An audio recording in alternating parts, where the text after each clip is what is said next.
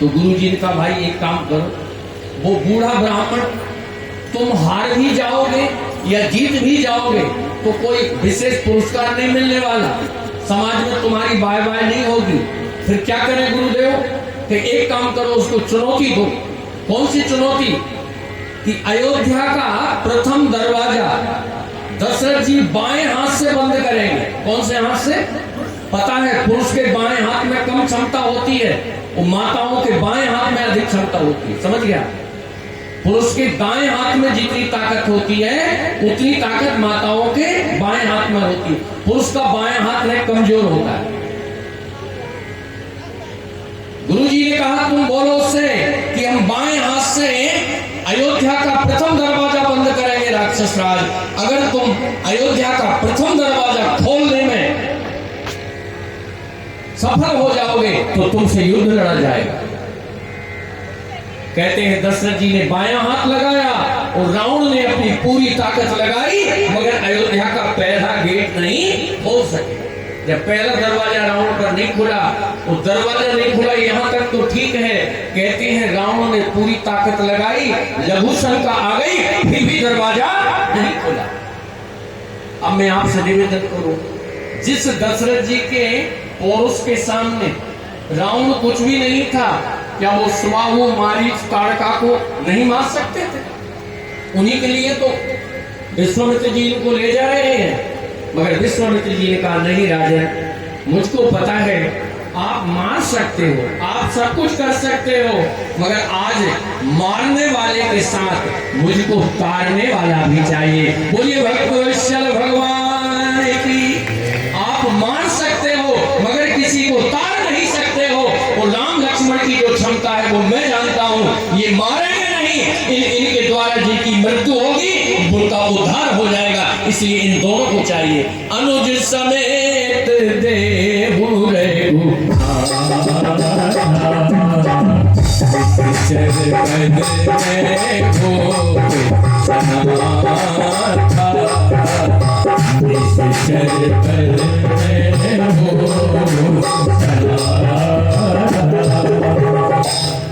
और उन्होंने एक बहुत अच्छी बात कही, देहु भूप मन हर्षित।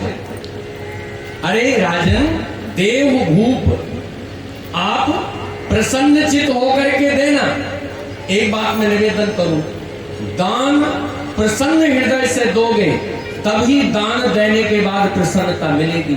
अगर दान की हुई वस्तु देते समय देने वाले के हृदय में प्रसन्नता नहीं है तो चाहे आप साम्राज्य को लुटा दीजिए, वो दान आपको प्रसन्नता नहीं दे सकता।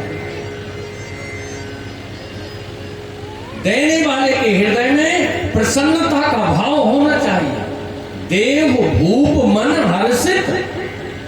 आप प्रसन्नचित होकर के दीजिएगा, क्या होगा? आपका समाज में यश फैलेगा और आपके ये दोनों बालक हैं ना, इनका कल्याण होगा। कल्याण मतलब इनका विवाह होगा। दक्षिण भारत में कल्याण शब्द विवाह के अर्थ में प्रयुक्त किया जाता है।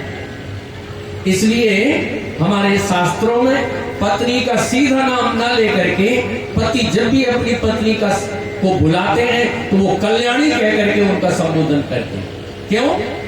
पत्नी के आते ही पति का कल्याण होता है।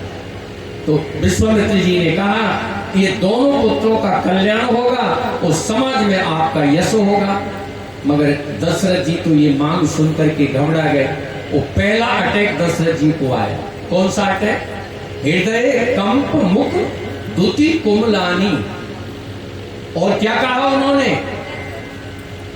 अरे हे ब्राह्मण देवता, आप मांगना नहीं जानते लगता है। बोल, चौथे पन पायु सुखचारी, ओ विप्र वचन नहीं कहो। अभी देखो थोड़ी देर पहले कितना स्वागत हुआ था विश्वामित्र जी का, क्यों जी? इसी अवध में। और अब क्या कह रहे हैं? साधारण ब्राह्मण की श्रेणी में लाकर के खड़ा कर दिया। अरे ब्राह्मण देवता, मांगना भी नहीं आता, पुत्र भी कोई मांगने की वस्तु है क्या?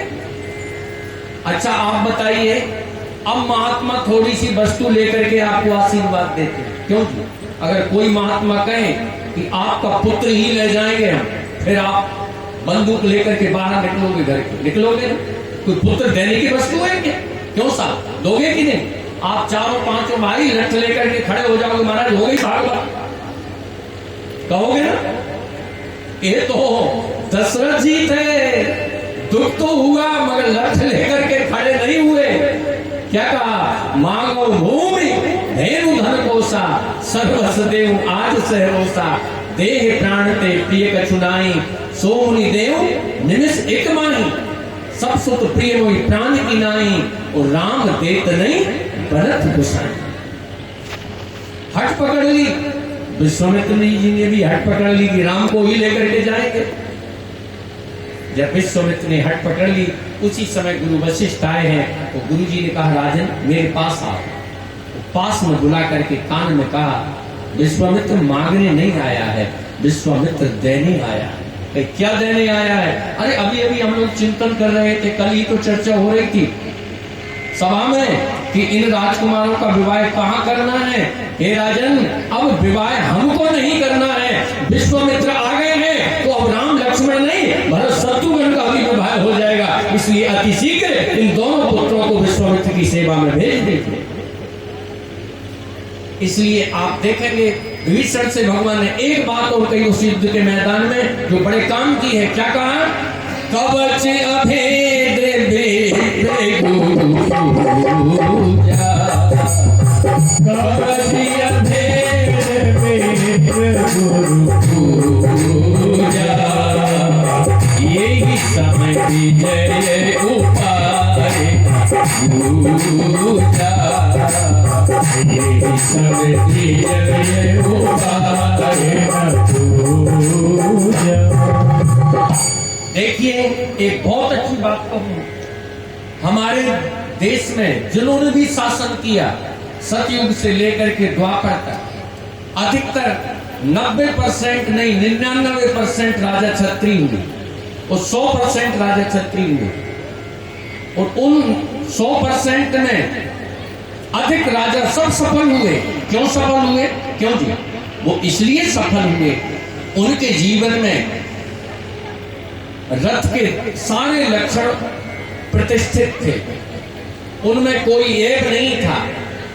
और एक राजा में जब ऐब आया तो उसके पिता ने उसको त्याग दिया। भागवत में आप कथा श्रवण करेंगे, महाराजा अंग के पुत्र हुए बैन, और बैन जब नास्तिक हुआ, शराब पीने लगा, तो पिता ने उसी क्षण उसको त्याग दिया। ये बात सबके लिए समझने की है। हमारे देश पर दुष्टों ने तभी आक्रमण किया जब तुम्हारी जीभ बिगाड़ी। क्या बिगाड़ी? बुरा ना मानो होली है। क्यों जी? बुरा ना मानो। जब हमारे देश का जो सुरक्षा कवच था उसकी जीभ बिगड़ गई, जीभ बिगड़ गई तो उसका जीवन बिगड़ गया। और जब देश का सुरक्षा ही बिगड़ जाएगा तो देश को कौन संभालेगा? इस बात को भी क्षत्रिय लोगों को विशेष ध्यान देना चाहिए। चाहे आप 2 बीघा के किसान हैं या 500 बीघा के किसान हैं, अगर आपके जीवन में इंद्रिय संयम है तो आप कभी किसी के सामने परास्त नहीं हो सकते। और आपका इंद्रिय संयम नहीं है तो आप करोड़पति के बेटे बने रहिए, अरबपति के बेटे बने रहिए, आपको जगह जगह परास्त का मुख देखना पड़ेगा, पराजय का मुख देखना पड़ेगा। मगर हम इतिहास पढ़ते हैं, इतिहास को पन्नों में दबा दिया जाता है।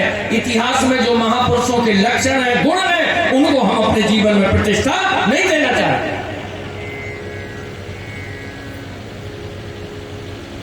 कथा सुनना हमारे जीवन में तभी सार्थक होगा का हम इन महापुरुषों के गुणों को भी अपने जीवन में आत्मसात करें, चाहे वो मातृशक्ति हो, चाहे वो पुरुष वर्ग हो।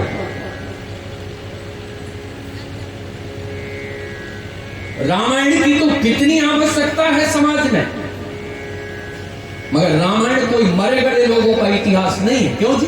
का कुछ लोग हुए थे, मर गए, खत्म हो गई बात। नहीं, रामायण का इतिहास ऐसा इतिहास है जो हमारे जीवन का संचालन कर रहा है, हमारे जीवन को पग पग पर दिशा निर्देश देता है। आप बताइए, राम जी की जो ये यात्रा हो रही है किसके संरक्षण में? राम जी के जीवन की किशोर अवस्था की पहली यात्रा हो रही है एक महापुरुष के संरक्षण में। एक महापुरुष के संरक्षण। ध्यान से सुनिएगा, 15 वर्ष की अवस्था में जब किसी युवक को कोई महापुरुष की जीवन ऊर्जा मिल जाती है तो समझ लीजिए उसका पूरा जीवन ही समझ जाता है। कल ही एक सज्जन का फोन आया और उन्होंने अपने पुत्रों के संदर्भ में मुझसे निवेदन किया, तो मैंने कहा अभी उनकी ऊर्जा ज्वलंत है, उसको संभालने की अभी आवश्यकता है। राम जी 15 वर्ष से एक दिन बड़े हुए थे और विश्वामित्र का आगमन हुआ और अपनी भाभी ससुराल में आगे चल करके नहीं गए, ससुराल में प्रवेश कर रहे हैं एक महापुरुष को लेकर के। इसका अर्थ क्या है? जो अपने जीवन प्रसंग में महापुरुष को आगे लेकर के आगे बढ़ता है उसके जीवन प्रसंग में कभी कोई बाधा नहीं आता। इसलिए राम जी का दाम्पत्य जीवन दुनिया के सभी राजाओं में श्रेष्ठ माना गया और उनके दाम्पत्य जीवन की गाथा ही श्रीमद् रामचरितमानस है, जिसको आप श्रवण करते हैं। एक दिन के हुए थे बड़े, किशोर अवस्था में कोई महापुरुष हमारी जीवन शैली को संभाले।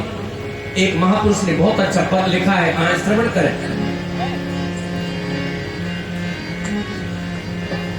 सदगुरु की एक नजर से जीवन बदल गया है, सदगुरु की एक नजर से जीवन